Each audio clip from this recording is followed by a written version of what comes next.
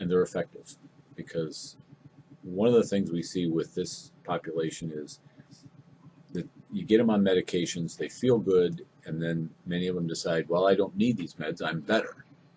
And they stop taking them and they kind of deteriorate, and they don't recognize it themselves. And then by the time, somebody gathers them up again, it's you run through this cycle.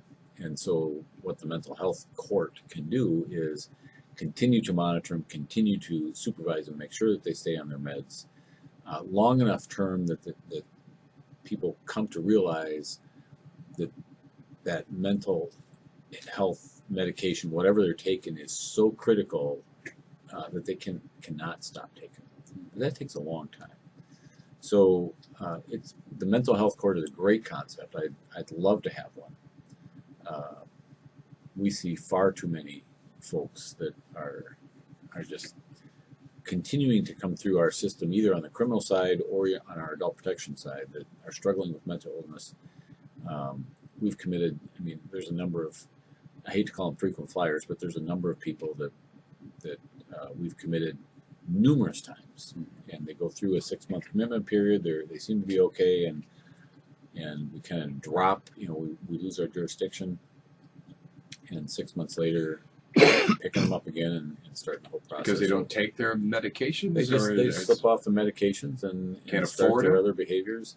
No, it's usually that they just stop taking them, or they'll start taking some other medications and thinking they're fine and they don't need it anymore. And don't recognize that their behavior has changed. Mm-hmm. And so a mental health court really is that stabilizing force that will really keep them going. Just like drug court, it's all about the relationships. You have a relationship with your case manager, you have a relationship with a judge, and you see that people actually care about you and want you to be better. So mental health court is a great concept. My argument against it back when Judge Lund was lobbying for it is a drug court, learning how to operate as a team is very important, and a drug court is the easiest way to learn how to do that. Mental health brings so many other elements into it, but we need to learn how this team operates and the relationships within the team. Once we get that down and we're successful running a drug court, we can move to the next step, and that probably would be a mental health court. What do you do if you have periodically with the court filings, and I see someone as civilly committed as mentally ill or chemically dependent? Where do they go?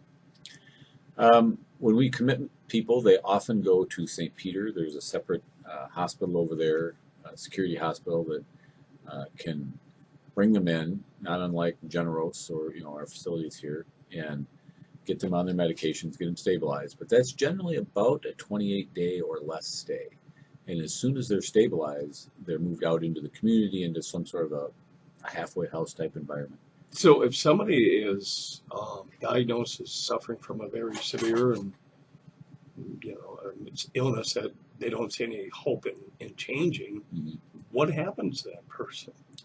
Those are the people we struggle with, because we can get them stabilized, we can get them some level of hope back, but once they get back into the community, if they don't have the rest of the supports, if they don't have employment or education or the family around, but a lot of them can't hold a job.